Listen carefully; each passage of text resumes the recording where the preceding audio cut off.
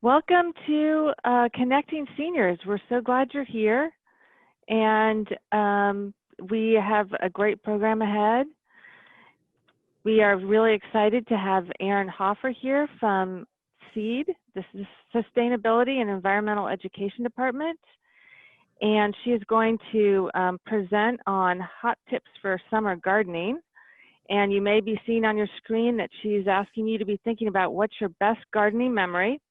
And following her presentation, there'll be plenty of time for Q&A, and we're going to finish off with just some personal discussion about what gardening has meant to us in our lives. So thank you so much, Erin. You are so welcome. So Bethany, do you have a best gardening memory? Well, yes, I guess I have a lot of different memories. One memory that I have is my mom had a fantastic garden always, and one time my friends and I said, "Mom, Mom, we'd like to grow corn," and she's like, "That'll never work." And of course, we tried it, and we got some corn to grow, so that was super exciting. It's always exciting when we're successful. Sharon, do you have a gardening memory that you love? So I started studying Texas native plants because I wanted to be successful. I had tried different plants that would immediately die. And so I began studying Neil Sperry a little bit.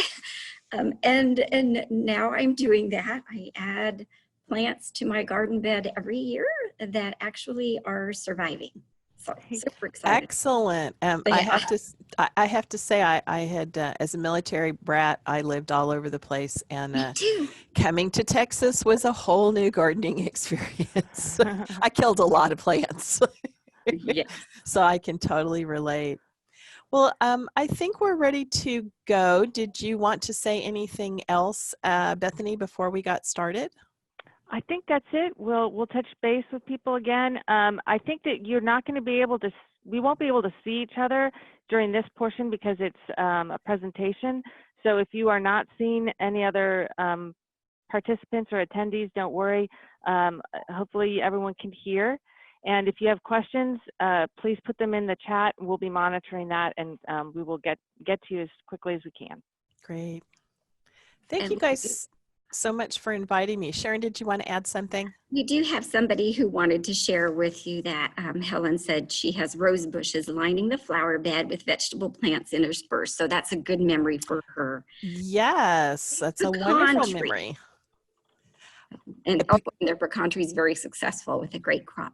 I admire that she can get a pecan tree because those are really, really big. And I hope that's the Helen that I was chatting to yesterday about tomatoes. So if it is, hi, Helen. Thanks for coming. So I wanted to talk to you guys today about gardening green in Plano in a way that you can be successful for the summer, because I moved to Texas 20 years ago, and I think this is the longest I have lived anywhere, but I had to change the way I gardened. And over the years, I sort of picked up some tips from other folks. So today what I want to talk about is it's the beginning of the summer. The temperatures are getting hot, and it's time now. Actually, it's a little late, but you still have some time to help get your gardens ready to beat the heat. And I checked the temperature, and we're going to have really warm temperatures for about the next 10 days. So you still have some time to get everything ready. So my first tip is to use compost. Experienced gardeners know that healthy plants start with healthy soil, and healthy soil starts with compost. So you can see that she's transplanting, and it's really easy when you're putting in plants of any kind to gently work compost into the soil as a way to give it some additional nutritional support. So, and a bag of compost is less than $5. That's a great insurance for your newly transplanted plants. But if you already have plants that are established and you don't want to go around disturbing the roots very much, you can always lay a layer of compost on top And every time it rains, they're going to get not only a drink of water, but they're also going to get some nutrients. The other tip that I have is, if you are going to use more than 7 bags of compost, and each of those bags is a 1 cubic foot, then you might want to think about borrowing a friend's truck and getting a bulk delivery, because 7 bags at $5 a bag is $35, but you could get a cubic yard, which is the equivalent of 27 bags, which is a lot of compost, plenty for you, your neighbor, enough to start a new bed. So it's just a tip to not have to deal with the bags, but just to get it in bulk. But it does have to be like in a pickup. And that is the way that we have always done it. Now, if you're really getting ready for the season, and you probably have already done this earlier in the year, you can even have it delivered to your house. So Texas Pure, by the way, is the program that the city manages for the region. And if you are putting out those lovely brown bags, and they have your yard trimmings, your grass clippings, your dried leaves, then Texas Pure is turning it into compost for you, so you can put the things right back into your yard that you just took out. Now, something that people don't think about is you can use compost on your lawn. Most people don't think of turf as being a plant, and really it's thousands and thousands of little plants. So yes, you can use a slow release commercial fertilizer, but you can also use what nature uses, and that is compost spread out about 1 inch deep across your yard, and raking it in with a garden rake. You can use a leaf rake, but those tend to be kind of bouncy and flexible. A regular old garden rake actually does the best job for you. I used to roll the wheelbarrow full of compost out into the middle of the yard, and then sprinkle it everywhere, until I helped a friend put it out for his front lawn, and he taught me to tip the wheelbarrow and walk backwards and make long lines of compost about 2 to 3 feet apart, and then we would just rake each line towards the next line, and then pretty soon we did it in about half the time, and we were really smart because we did it right before rain. So if you can't do it before the rain, you can definitely water it in, or you can just wait and let it sit on top. It won't hurt anything. But helping that lawn have some additional nutritional support helps with root development as well as blade development, helps things green up, and it also helps as it gets down into the soil. It helps to retain water, and that is something we definitely want to do during the summertime. Keep that water where it is most needed. Now let's talk about the biggest plants in the garden, and those are the other ones that everybody overlooks. We tend to focus on the pretty ones, the medium-sized ones, but we don't think about our smallest ones, the turf, or our biggest ones, the trees. And don't forget about your trees. They are a wonderful part of your yard. They're an asset. They're worth at least $1,000 in a landscape when you go to sell your home. So you need to feed your trees just like you're going to feed your turf and the rest of your landscape. Now you can kind of see underneath this tree, because it has really great shade, that the turf has died back, and there is bare soil. And bare soil is something that we want to avoid if at all possible. So one way that you can help the tree is to lay down a 3-inch layer of compost around the base of the tree to act both as nutritional support and as mulch. And we define mulch as any protective layer across the soil for the protection of the soil. And when I'm teaching classes, I sort of jokingly say, that means, according to my definition, your old bath mat could actually be mulch. You may not enjoy looking at it. It might not be the prettiest thing, but it would definitely protect the soil. But in our community garden, in our demonstration garden at the Environmental Education Center, we use we use compost as a mulch, and then we also do put down hardwood mulch as well. So if you don't have anything around the base of your trees, then I do encourage you to consider putting compost as your mulch. If you already have mulch, then I would still encourage you to just lay some about an inch of compost on top. As you irrigate or as the rain comes, it'll work its way down into the soil. So you don't have to pull your mulch back and put down compost and then put mulch back on top of it. That's a really common question that I get. And we don't do that at the Environmental Education Center. We just add the mulch to the top. Add the compost to the top of the mulch. So using mulch, I find that a lot of people use the term mulch and compost interchangeably, and they're not the same thing. Mulch is a function. It is some type of a covering to conserve water, to protect the soil, to stabilize the temperature, to protect the roots, and to try to discourage weed growth. Compost is a nutrient. It's a nutritional supplement for the soil. It's food for the microbes. Now, you can lay down compost, and it can, if you lay it down in a 3-inch layer, then it functions as a mulch, and it also feeds your soil. You can also lay down, like in this photograph, hardwood mulch.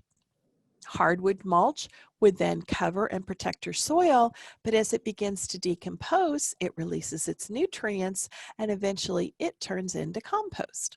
So they're related to each other, but they're not exactly the same. So whether you use hardwood as shredded hardwood as your mulch, or you use compost as your mulch, I encourage you to put down a 3-inch layer. It is so important because it will help to keep the water that is in the soil where it needs to be and not evaporating in the summertime. As we get wind and sun in the summer, and the hot wind blows across it, it pulls water out of bare soil. It also creates dry area in the top inch or two. That's not good for our roots. And then when you put the water in, that's the most important part. Cover it back up. So what I have found over the years is that the mistake that some people make is they put down the mulch and then they water. So what we tell folks instead is put your plants in, or if you already have your plants in, then water everything really, really well.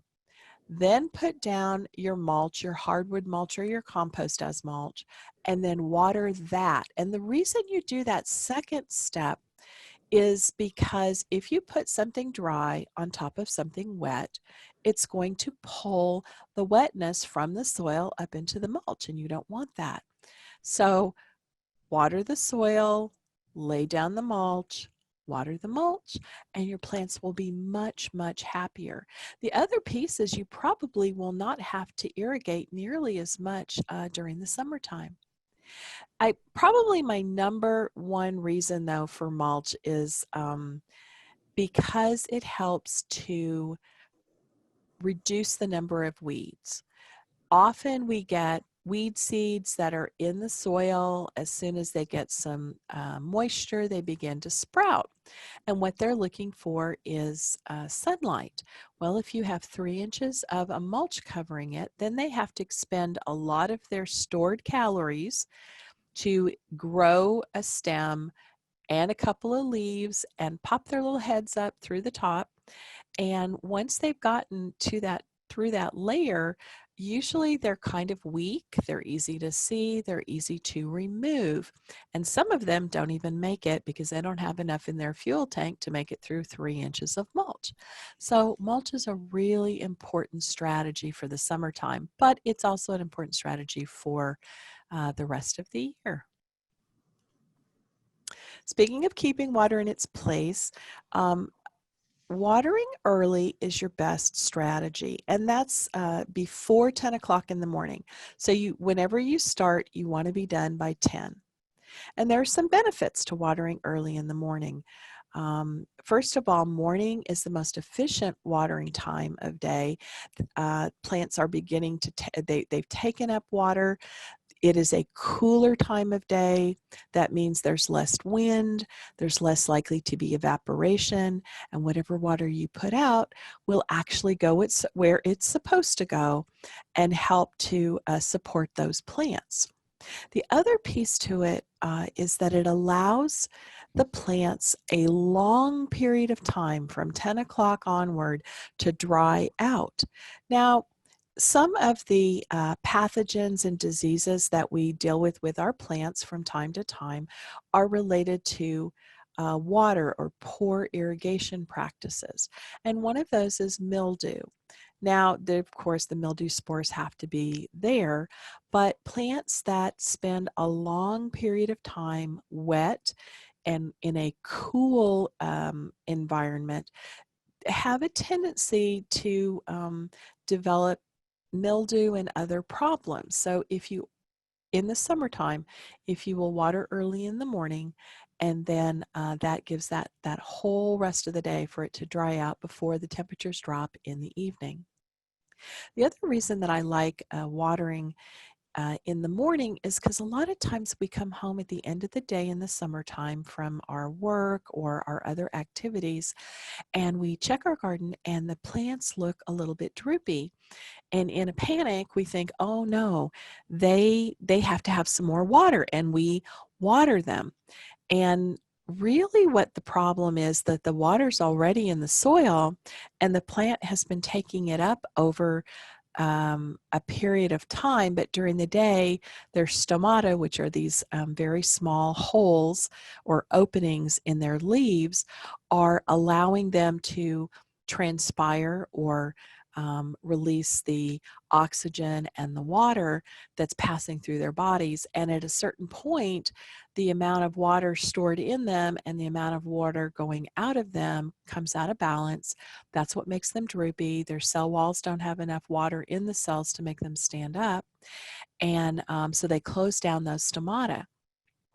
And they won't open them again until the cool of the evening, and that could be well after midnight.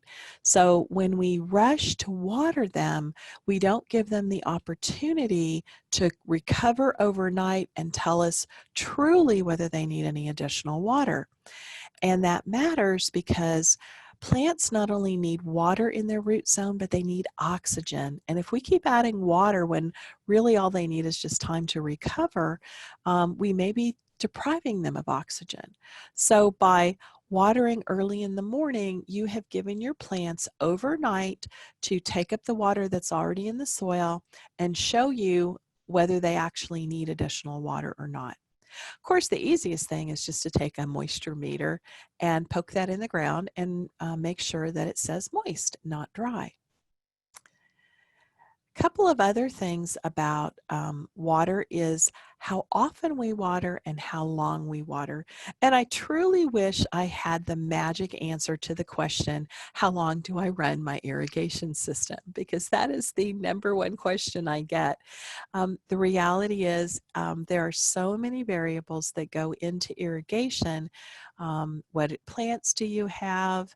How well have you amended your soil with compost? How much shade do you have? Is there an incline on the property? So what I tell people is, one, get a moisture meter. When we start offering classes again, Katie Masucci, who's our water education coordinator, gives out moisture meters for free. So be looking in the Live Green and Plano news. The hard copy should be reaching you sometime in the next week or two. It just arrived today from the printer for us, so it should be shipping out in the next, probably by Friday, maybe Monday. And it'll tell you when our classes are, and then you can stop by and get a free moisture meter. But moisture meters will help tell you where the water is and how deep the water is. But in terms of watering practice, we advocate for long, slow, deep water infrequently. And a general rule of thumb is to apply 1 inch of water a week. And you can see from the plant root system on the far left that that one has a really well-developed root system. And here's why. Roots will only develop in a moist zone.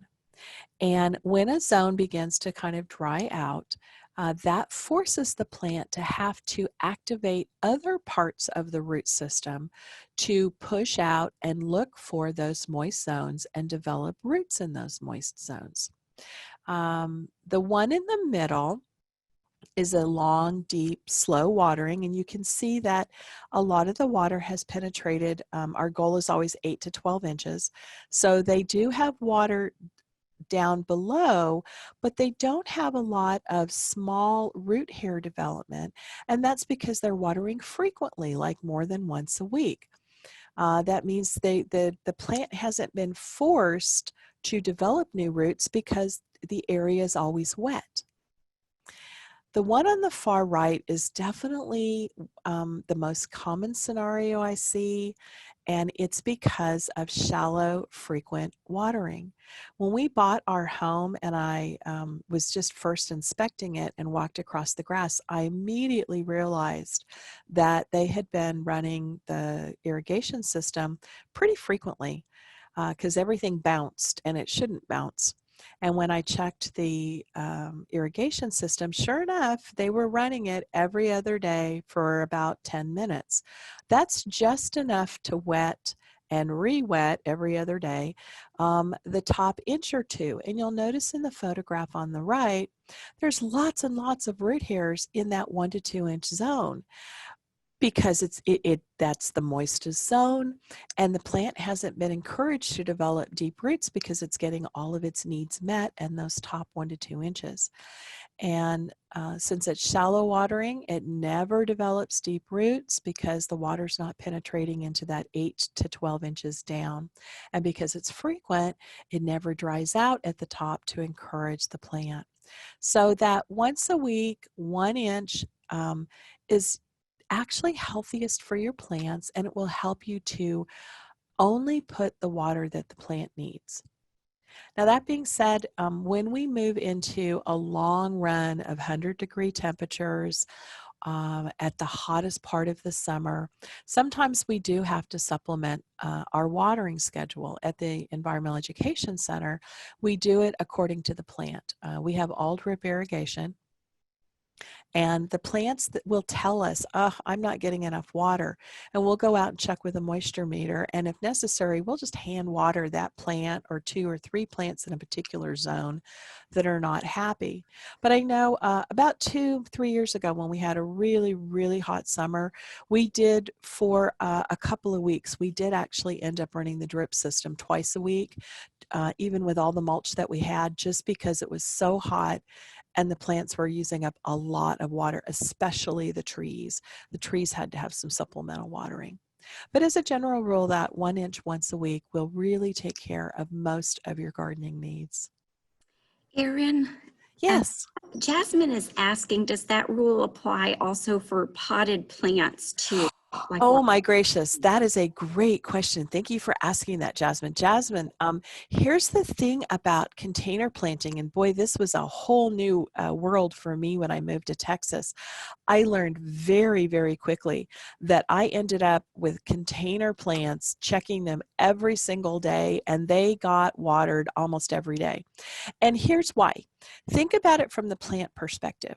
The plants that we have in our yard, if they use up the water immediately around their root system, they have a huge resource of the surrounding soil that is holding water, and they can draw on that, and they can pull that water towards them. But in a container plant, they don't have that resource.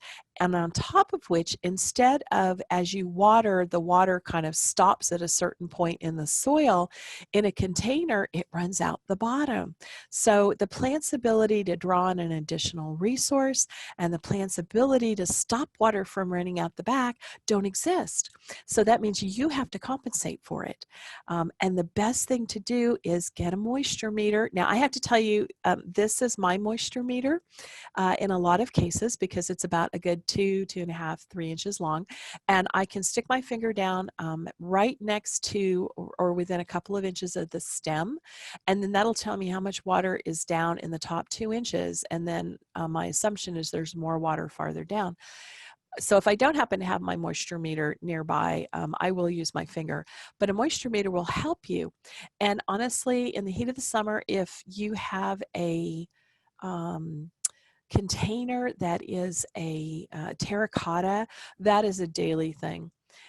If you have a plastic container, usually with my plastic containers, the bigger they are, I can go maybe every other day, maybe every third day if I have a lot of compost sitting on the top.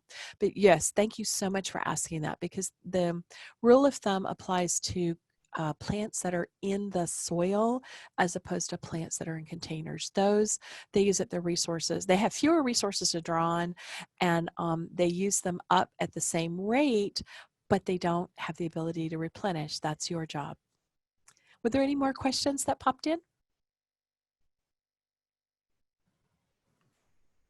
Okay, so we're going to go on. So I don't know about you all, but mowing is not my favorite job. But we do have some tips on mowing for you, but also if you happen to have a service for doing the mowing, and we call it mow high, mow dry, let it lie. We want you to mow high, and that means an inch taller than you might do in the spring or the fall. So if you normally let your grass grow to 3 inches tall, and then you cut an inch or a third, and you cut it back to 2 inches, we ask you, or we recommend, that you raise your mower and you allow your grass to grow to 4 inches, and then you cut it to 3. And the reason is that the taller blades of grass help to shade the roots. And by shading the roots, it helps protect the roots of the turf. It also helps to reduce the amount of evaporation that's occurring. Mow dry means don't mow after a rain, don't mow when the grass is still dewy, which definitely happens in this early summer. Don't mow after you have irrigated. And I am old enough to have remembered that when I was a young girl, my mother used to tell me not to run a brush or a comb through my wet hair because it would stretch the strands of hair and then they would break. Well, that's kind of what happens when we mow when it is wet or moist. Instead of cleanly cutting the heads of the tops of the blades of grass off, we stretch them until they snap. And then you end up with jagged edges on your blade, and then that piece has to die back, and then it starts to turn yellow, and then you think your yard is yellow and you need sulfur, which happened to a friend of mine. She fortunately called me, and I said, let me look at your yard. And when I pulled up, I took one look at the yard and walked over and picked up a blade of grass and marched up to the front door. And when she opened the door, I said, you don't need sulfur on your lawn. You need to tell your mowing crew to sharpen their blades and to quit mowing when the grass is wet. And they did, and the problem stopped. So mow high means to raise it a little bit and mow a little bit later after it's longer. Mow dry means that you are making sure that all of the water has evaporated off. And then the last one is let it lie. Leave the grass clippings on the lawn. Those grass clippings are full of valuable nutrients. They have nitrogen and carbon in them, but they also have water. In fact, they're about 80 to 85% water. So you can, by leaving them on the lawn, they will break back down. And it's an easy way to nourish your lawn without doing any additional work. We call it, it's a form of composting called grass cycling. So mow high, mow dry, let it lie. Oh, Erin, we do have Yes. a quick question, or if you prefer, we can hold off the No, no, questions no. till the end. Go ahead and jump in. So one question is, where do you add compost to different, how often do you add compost to different areas? That's an excellent question. Y- so the optimum time of year is to add it in the spring and the fall. In the spring, you want to add it just as your plants, your perennial plants, are waking up from their long winter's nap. So, and in the fall, you want to give that to them before they go into their hibernation period so they can put on some additional carbohydrates to sustain them. I used to tell people that the optimum time to do it is when you changed your batteries in your smoke detector, which always coincided with setting our clocks forward and back, but they keep changing that. So what I tell people is when you pay your taxes in April, invest in your yard and put down compost. When you hand out treats in October, then treat your landscape to another helping of compost. Now, that being said, if your brother-in-law who has a truck and a big shovel and strong muscles can only come for New Year's Day football and 4th of July barbecue, then take advantage of those 2 times. Anytime is a good time to put it down, but putting it down in the spring and putting it down in the fall are the optimal times. Now, we don't have dedicated staff members. We're not the Arboretum, so we don't have dedicated staff for putting out compost or mulch. So what we do is in the spring, we have a crew that comes in, usually in March, and they lay down the compost for the year in a pretty thick layer. We put down a good 3 or 4 inches, and then they top up our mulch by an inch or 2. It kind of depends on how the year has been. And we usually do that all in March, and then we don't do anything in the fall unless the plants are looking kind of hungry or scraggly. But most of the time for us, it's usually in March. But I will say, if you have limited mobility or limited energy, and I am certainly getting to that point, sometimes it's easier to put half of it down in the spring and then the other half in the fall. Hope that answered the question. Erin, we also have a question about indoor plants. Should we address that now? Sure, go ahead and jump in. Okay, well, she writes that she sometimes finds insects or bugs on her indoor plants. Anything she can do to minimize that? So the first thing, there's a couple of things. The first thing to do is, if they're brand new plants, before you buy them, inspect them and make sure that those plants don't have any hitchhikers, shall we say, on them. The second thing to do is identify what the problem is. Who is your enemy here? There's a great book called The Texas Bug Guide, and my husband refers to it as the creepy crawly book because it grosses him out to see the pictures because there's some awesome up close photos. But you have to know what the enemy is. Sometimes it's something that is very short-lived, and there's an easy fix for it. Sometimes it's something that you have to treat with unfortunately, chemicals. I will tell you, we have a chronic problem in our office. Every spring, we get fungus gnats. And fungus gnats are the little black gnats, and they drive us nuts, and they end up flying up in our noses and across the screens. And it's because the plants are kind of coming out of their winter season and they're beginning to grow. And so the folks that are caring for them begin to water them without really checking with a moisture meter to see if they need anything. And fungus gnats love wet soil. So sometimes if we can identify who's the culprit, then we know how to treat it. So with the fungus gnats, we just quit watering, and that took care of most of them. And then I did bring in a little bit of diatomaceous earth and sprinkled it on and around the base of the plant, and that seemed to take care of the rest. But I first had to identify that it was the fungus gnat. Another common one for plants is whitefly. And off the top of my head, I'm trying to think, it's been a while since I've had whitefly.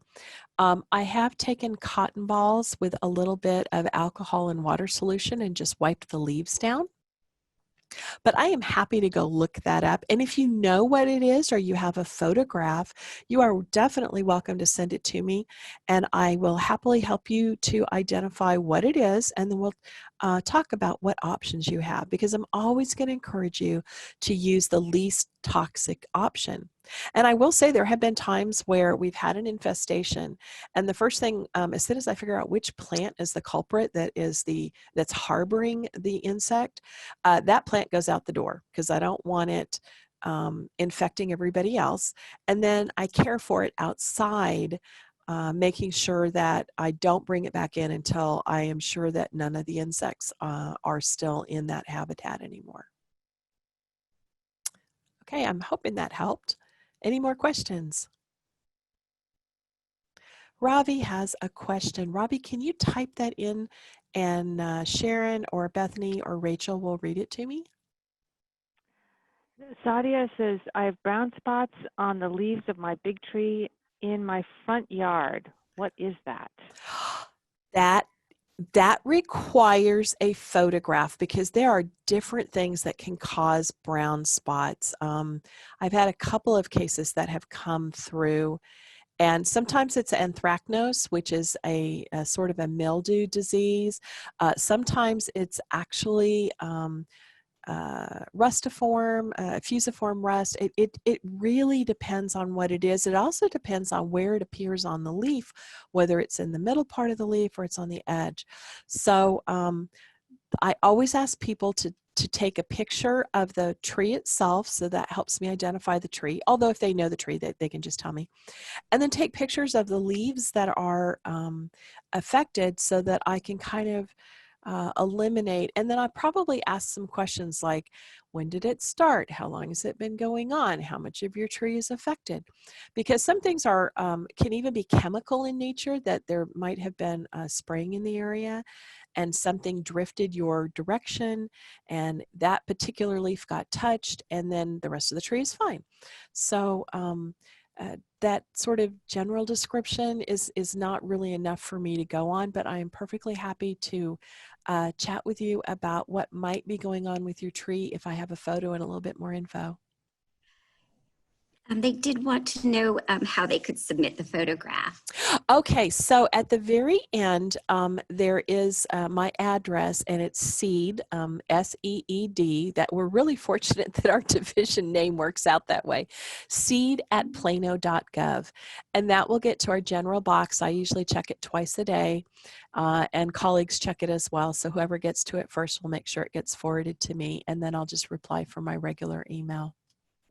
And then sometimes I will tell you, I am a Collin County Master Gardener, but there are times where even my expertise, which is limited to Texas, and my experience and my resources in my office are not sufficient.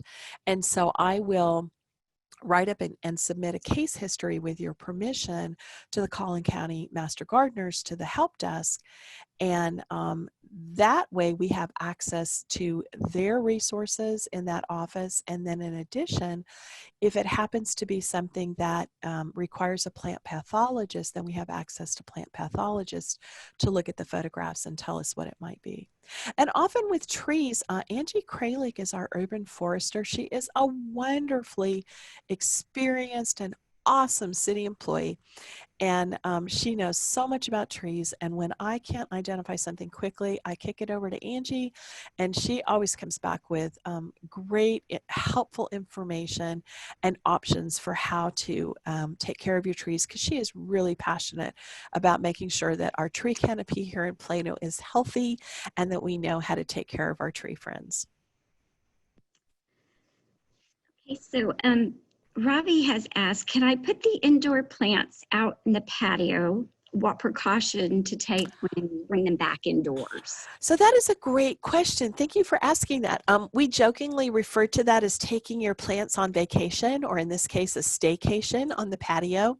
And I used to do that. There were certain plants that were that liked bright light, and I knew, or were ones that normally lived in a window, and I would take them out. The one precaution I would make is, first you need to know what is the lighting requirement of the plant. The worst thing you can do is take a plant that likes indirect light and stick it out on your patio where it has no shade at all and no protection.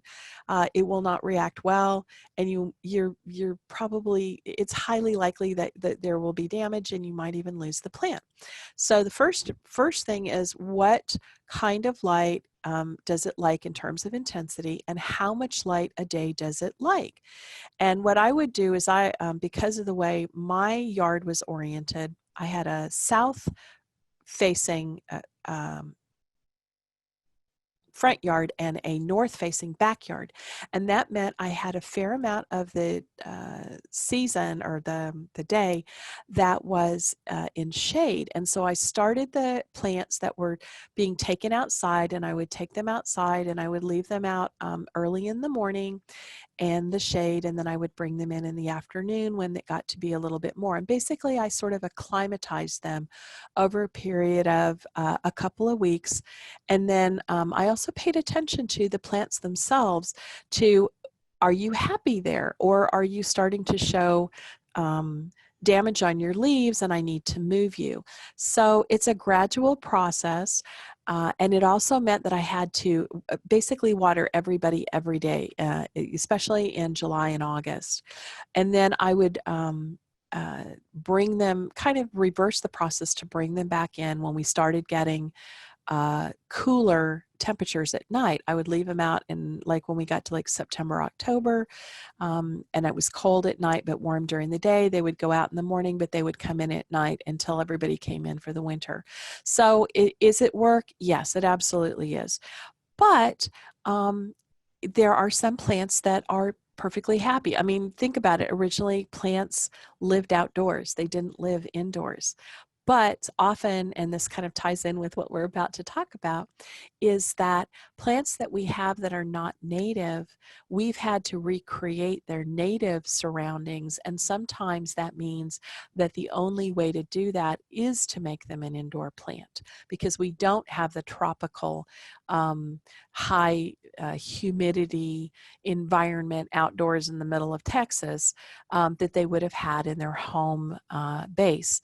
So yes, you can do it. Yes, it's a little bit of work, but I certainly have done it, and it's possible to do it. Any more questions? I think we're going to hold off on the remainder of the questions. Okay, so great. Yeah, we'll wait till the end. I've really only got a couple more slides. So talking about plants, one of the reasons that I advocate going native is because native plants are Texas tough and they are drought tolerant. And what you're looking at here is a beautiful photograph of Turk's cap. And this is an excellent example of a native plant that does well in both sunny yards and shady yards. You can kind of see in the background that it is growing in shade, and there's part of it in the sun. But in our Environmental Education Center demonstration garden, we have a section where a fair number of them are in the shade, and they probably get to be about 4 foot tall, about hip height. And then we have the ones that are in the sun, and they are so happy in the sun. I have seen them get as tall as 6 feet or more and start to crowd out their neighbors. In about the middle of the summer, we have to take a pair of pruners to them and cut them back to keep them from enveloping their neighbors in the sunshine. So anytime that you can use a Texas native plant, I think it's a good thing. Now, there's lots of adapted plants, and adapted plants are ones that have come into our country, have been grown generation after generation here in our part of Texas, and they're perfectly happy.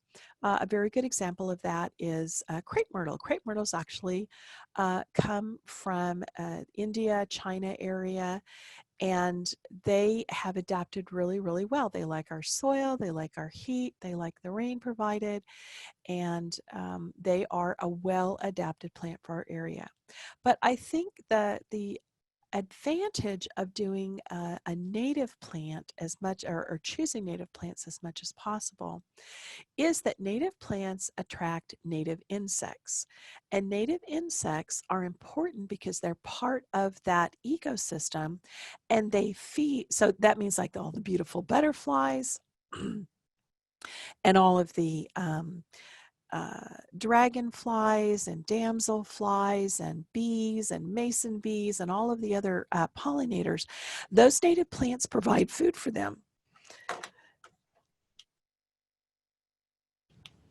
Excuse me. And then because they attract the insects become a food source for the birds. And so having native plants means you have native bugs. Having native bugs means you have birds. And so birds are part of that environmental or that ecosystem. So I'm always going to advocate looking for native plants to go in your garden, and many of them are native and you may not know it. And when we started in our demonstration garden, if you had asked me, I would have said, oh, about 30% of our plants are native. Well, when I started actually having to label the plants, I realized that about 80 to 85% of what's in our garden is actually a native plant. I just didn't know it was a native plant. So where to find those native plants? First is a great online resource called Texas Smartscape. And this is a regional project for cataloging and promoting plants that are appropriate for our area of the state. It's specific to the Dallas-Fort Worth area. We updated the database about 4 years ago. So you may find that some of your favorite plants are no longer on there, and you may find some that you didn't know about have been added. If a plant is missing from here, it doesn't mean that it's not appropriate. We tried to include the plants that did well across the Dallas-Fort Worth area. And the type of soil in Tarrant County is slightly different from Collin County. So we tried to pick the ones that were consistently good performers for the vast amount of the soil profiles and in those 4 county areas. So you can Google Texas Smartscape, or you can put txsmartscape.com. Not only do they have a great plant database with pictures, they're also happy to accept your pictures. You can submit your pictures of a plant. They're always looking for that. And there are pictures of demonstration gardens.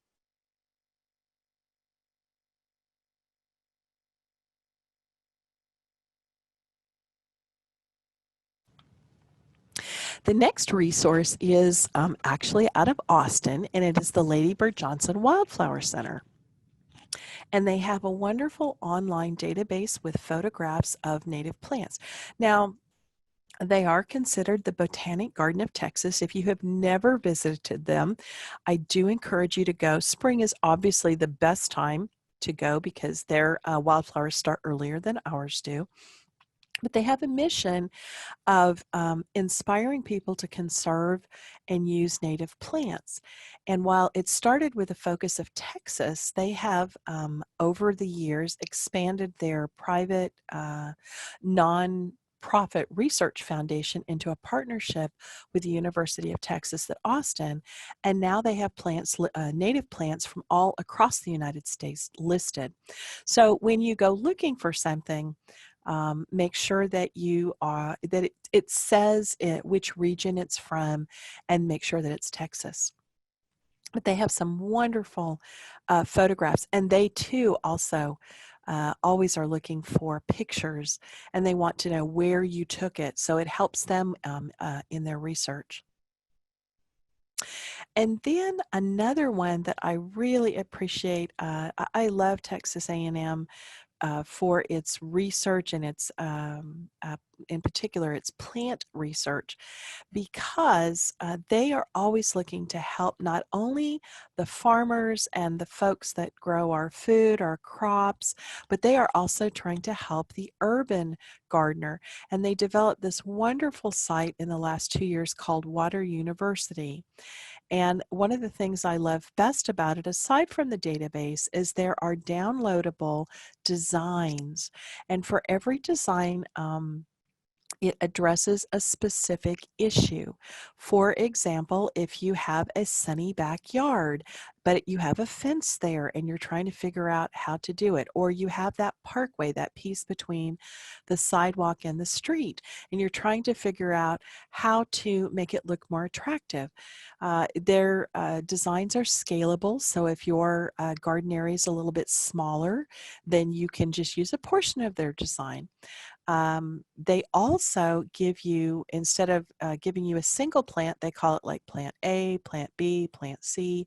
And for each of those plants, they give you 2 or 3 choices of a plant that would do well in the design and in that particular growing situation. So they have actually solved a problem that people have asked the city of Plano when we have classes, like, well, do you have any designs for us? And it's like, no, I'm sorry, we don't. Because Austin had that, and everybody wanted what Austin had, these great downloadables. And thank you, Water University, because they have provided that for us. So I encourage you to go over and look at it, and see what kinds of plants they have in the database, but also what kinds of plants they have in their designs. As far as books go, my number one choice is Easy Gardens for North Texas. And that is because it is written by Steve Huddleston, who is the head horticulturalist at the Botanic Garden in Fort Worth, and by Pamela Crawford, who is a local landscape designer who works with water conserving plants.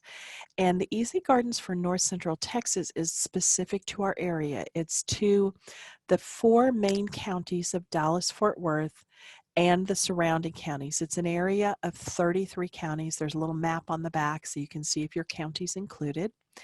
And everything that you need to know about that particular plant is on 2 pages. So I use it probably as my number one plant information resource. When people say, I need a ground cover, it has to go underneath a tree, I will look in this book, and then I will also go look at Texas Smartscape for options. And the other garden tip I have for you is that the Plano Public Library System actually has 5 copies of this. So please go check out a copy. I ultimately bought one for professional and personal use, but I always encourage people, the more gardening books you check out, the more money the library will allocate to gardening books, and the more gardening books they'll have in their collection. So please go check out a gardening book today of any kind, but especially the Easy Gardens for North Central Texas. I want to point out one last resource before I start taking your last questions. This is our contact information, seed@plano.gov. That telephone number is actually my telephone number, but I will tell you that with the current public health concern, I am not in my office all the time, but I do check my messages. Actually, the fastest way to get a hold of me is by email, because I do answer my email every day. But the other resource that you are looking at here is our demonstration garden. That is the Environmental Education Center that is located at 4116 West Plano Parkway. We're at the intersection of Commerce Drive and Plano Parkway. We're in that sort of odd little part of Plano Parkway that normally runs east and west, but in our case we run north and south for about 1/4 of a mile. And we are about 1 block north of the animal shelter and about 2 blocks north of the Dr. Pepper Dallas Star Skate Rink. So if you kind of know where those are, then we're right by it. You can't miss us. Tons of plants out there. And we are open, the gardens are open 365 days a year, sunrise to sunset. We'd love to have you stop by, stroll. We have picnic tables, and you are welcome to bring a snack or lunch. The restrooms are open from, I think, 8 in the morning till 6 o'clock at night. And we built it so you all could see what the plants look like. We are in the process of putting out new labels. So not all the plants are labeled. Some of them are may still be faded, but in the next couple of, by the end of June, we should have most of the plant labels replaced. And if you see something and you really, really want to know what it is, just take a picture and send it to me and I can tell you what it is. Well, thank you so much, Erin. This has been amazing, fantastic information. We still have some questions. Super. So I'm gonna hand that off to Sharon, who is another librarian here with the Plano Public Library. And if we have time, she'll give you a little account to everyone of some resources that the library has put together for people. And anyway, Sharon, go ahead with questions. Thank you. Erin, so somebody asked, do you have any tips for rabbits in the garden bed? If I had the answer to rabbits, I would not be working anymore. I would be on a tropical island because I would be a millionaire. So what we have found in both in our community garden that is located on the south end of the property and in our demonstration garden is that they are there. We don't have any fences around anything. In the community garden, we have them around the beds, and that is absolutely the only way we have kept them out. And honestly, even in the beds, I discovered that mama rabbits can jump really, really high. I will tell you that barriers seem to work best for us, but in a demonstration garden or in a home garden, not everybody wants to put a fence up in front of their pretty posies. Some of our community gardeners do make up a homemade solution of garlic juice, I think it is, and some Tabasco, but what I have found is that every time it rains or you irrigate, you have to reapply it. Has to be on every leaf. You do run the risk sometimes of damaging the plant. So I kind of like my grandmother's approach, which is plant more than you need and share it with the wildlife. I will say, however, one of the strategies that we did use this year, Jamie Bretzman is our landscape tech. And she's also a master gardener. So she can, if you happen to catch her out in the garden, she can answer lots of gardening questions. When we put in the new plants this year, some of them were small, and we knew from previous experience that from a rabbit's perspective, they were just a salad bar waiting to happen. So we took our wire compost bins and we put them around for about 4 or 5 weeks until the plant got big enough that it was no longer attractive to the rabbit. At a certain point, the rabbits like it when it's really tender and young and tasty, and once the leaves get big, they're not interested in it. So sometimes your best strategy is planting the largest plant that you can afford and putting a barrier around it temporarily until it gets big enough that the rabbits aren't very interested in it. Okay, we also have a question. Are you familiar with fish tank plants? And if so, how do you take care of them? You're talking about like aquatic plants, I imagine. I do not. That is kind of a permaculture question, and that might be a master gardener question. I am not sure if we've got anybody. I know we have members that are interested in water gardens, and they would be much better equipped to answer that question than me. Okay. We also have a question about the environmental center. Is it open to visitors so they can view the demo garden right now? Yes, we don't have any fences at all around it. The only fence you'll see is one of those wooden railed ranch fences, and that's simply to separate us from from Plano Parkway, which is super busy.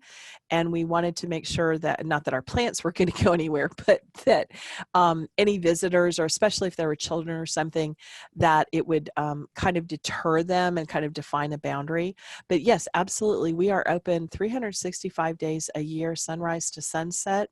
You can pull in, you can park. Of course, we encourage social distancing, but if you want to bring family members, we have a children's area on the north side of our building. It was designed to encourage families to spend time in nature, so there are activities for kids to do. We have a creek that runs by it, and on the west side of our property. And I will say that the best time for nature creature watching and birds is early in the morning or right before sunset. That seems to be when the egrets come. We've got turtles. We have the boardwalk that's there, and there are benches to sit on, and you can just hang out over the railing and kind of look at, oh gosh, fish, ducks, all kinds of, and of course, tons and tons of insects. So yes, that is, it is essentially a public parks, but instead of it being managed by Parks and Rec, it's managed by sustainability. The only time that we close it actually is when we have an event, and events are usually public, or if somebody rents both the building and the property, and that happens very, very rarely. But right now, the building itself is not open, but the garden is open and the restrooms are open. So sure, come on down. Absolutely. And bring your camera. You're going to want to take pictures because it is really beautiful right now. Thank you. Debbie asks, what are your thoughts on lawn aeration? Oh, that's a great question. Lawn aeration is very helpful. Here's why. We live in Collin County, which has clay soil. Often what happens when homes are constructed, the soil becomes compacted, and they don't go back and aerate the soil. They just lay down soil on top and then put the plants on it. And then rain comes, people walk on it, the soil becomes even more compacted. So aerating the soil is really beneficial in that it opens up holes in the ground for water to penetrate, for air to penetrate, and it gives you a great opportunity to put compost down in those holes so that you get some nutrition farther down into that area, and that compost will also help hold water. So we recommend aeration about every maybe 3 years, 4 years. And no, the golf shoes with the big long spikes on the bottom of them will not help. And no, the little things that you can attach to your sneakers don't help either. That they don't really get down far enough into the soil, and they don't really open the soil up. There are machines. You can hire someone to do it. You can even rent a machine, and it actually pulls plugs of soil out. If you happen to have an irrigation system, you have to be very, very careful. I hired someone to do it. They absolutely knew what they were doing. Everything was great. They managed to, we flagged all of the places where the pop-up heads were, but they accidentally ran over the irrigation box and punched a hole in it, and I had to go get a new lid. But other than that, that was the only mishap. But I definitely recommend it as every couple of years, because your soil is probably a lot more compacted than you realize.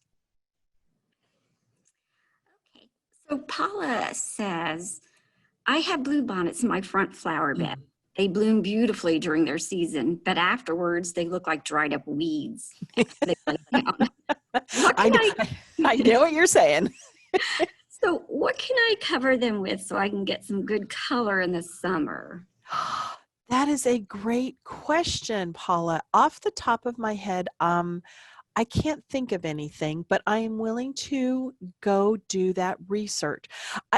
Daylilies kind of come to mind, but they actually bloom. Their leaves go out way earlier, and probably would cover up bluebonnets. My first thought would be other wildflowers. We love the idea of mimicking nature, and bluebonnets are not the only wildflower that blooms throughout the year. And in nature, other wildflowers would be what you would normally find, but they would be ones that once while the bluebonnets die back and aren't hogging all of the sun and nutrients, um, they would be ones that would occur later. So my first thought would be looking for wildflowers that are compatible, and then looking for plants that bloom later on. And if you would like some help in finding that, just send me a note at seed@plano.gov, and that will help me. That's why I love answering questions, because I don't always know the answer, but it forces me to learn the answer. So I thank you for asking. Okay, this might be our last one. Colleen asks, will peat moss help a lawn that has large dead grass patches that were caused by a fungus? No, it will not. So first of all, you have to check to see if the fungus is gone, because sometimes things can stay resident in the soil. I will say that when I'm addressing issues with basically any kind of plant, I look to try to help the plant to have as much support as possible. So you remove the thing that is the problem, that's the whatever the fungus was, and then creating a soil situation that encourages proper growth. That usually involves compost. It may involve creating some compost tea and putting it into the soil so that you've got the nutrients in there available for the plant.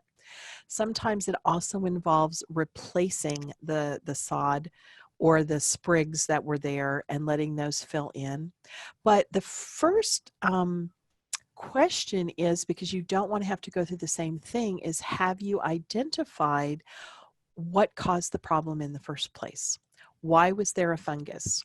Was it because we just had a really super cool and rainy spring that it was caused and it was going around in the neighborhood? Was it isolated to your yard? Has this been an ongoing problem that you finally had to address? Is it that maybe you need to change your irrigation practices? So if you've identified what caused the problem in the first place, and you're sure that that's not going to reoccur, then beginning to build soil health first with compost and then replacing the plants would probably be your best strategy. Well, Erin, thanks so much again. This is Bethany. We have reached the end of the hour. I'm sure we have more questions for you, so thank you for providing your email address, everyone. You can let Erin know what questions you have. And if you haven't been looking in the chat, we will be sending out an email later this week that has a link to library resources related to gardening, and we will have a recording of this program available also later in the week. So we thank you so much for joining us, and have a great rest of your day. And please join us on the 25th for our next Connecting Seniors, which will be about armchair traveling. Super. Thank you guys so much for inviting me. I hope to come back again soon.